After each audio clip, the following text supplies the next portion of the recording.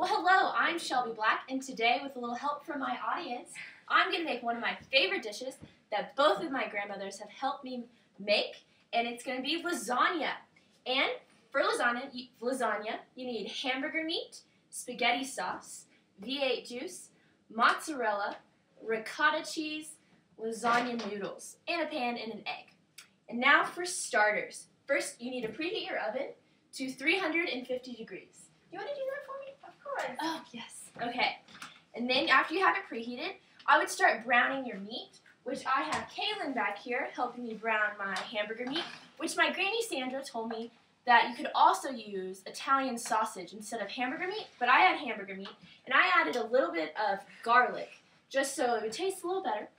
And after you get that going, I would start with my cheese sauce. And for my cheese sauce, most people use ricotta cheese, but I personally don't like the taste. So I use cottage cheese, so I use my cottage cheese, and then I use about half a bag of mozzarella, and then an egg. And I'm going to have my friend over here, Alyssa, mix all of that for me. Gladly. So mix that all together, beat the egg in there, and then I'm going to do my spaghetti sauce. Now I cheat a little bit, and I use already made sauce. So I just open up my can of Prego, but you can use any can, any kind. I just personally like Prego. And my Grandma Mary told me because sometimes it's a little thick and it doesn't cook into the noodles, so we add a little bit of V8 juice. So I just have a can of V8 juice. I'm going to use about half the can. Yes. And then make sure I get all my sauce. I'm going to get my friend over here, Judge, to mix that all for me. Yes. Okay, so now you have all that, and you make sure your meat is browned. Oh, beautiful.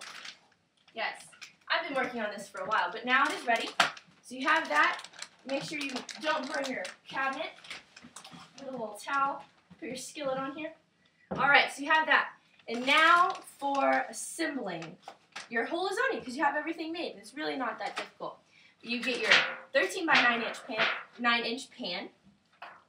Yeah, and I like to start out with a little bit of sauce at the bottom, because if you use the noodles can stick a little bit. So you take your sauce, you do a little bit of sauce, you spread that all over the bottom. Nice. Now, I happen to really like sauce, so I use a lot of sauce. You spread that around. And I don't know if some of you noticed, but I didn't talk about cooking the lasagna noodles. But in my recipe that my grandmother's taught me, you don't actually have to cook them because they'll cook when you're baking the whole lasagna. So you do your whole layer of sauce, and you put in the lasagna noodles. You just place them in there. You just fill out the whole layer, and then you just do your layers.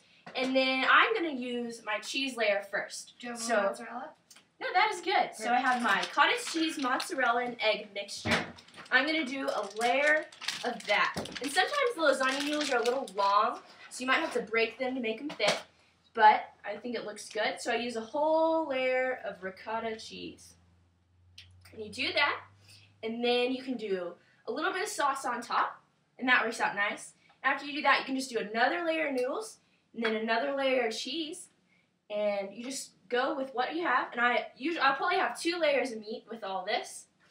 And then you have your, an interesting fact about this recipe. If you don't have time to cook it in the oven, you can also do it in the microwave. If you do it in the microwave, you just put it on high for 8 minutes, and then you do it on medium for 30 minutes. But with this recipe, I'm using the oven, so I'm just going to put a whole layer of mozzarella on top after I layer it all, and then I put foil over it, and I cook it for about 30 minutes. And then it's done. And that is all. And I hope you can do it at home, and I hope you enjoy it. Thank you.